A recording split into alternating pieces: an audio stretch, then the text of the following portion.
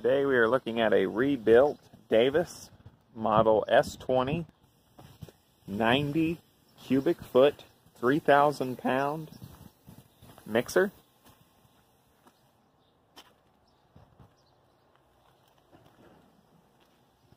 It is equipped with a 10 horsepower single phase 220 volt motor.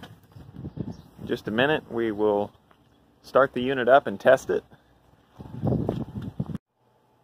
This mixer has a rack and pinion gate discharge that measures 14 inch by 16 inch.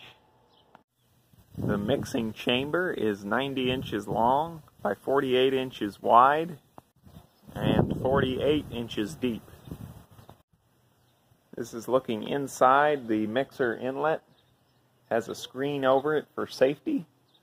The opening is 30 inches wide by 48 inches.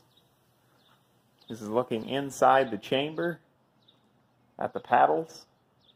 This is a carbon steel mixer. Here we're showing the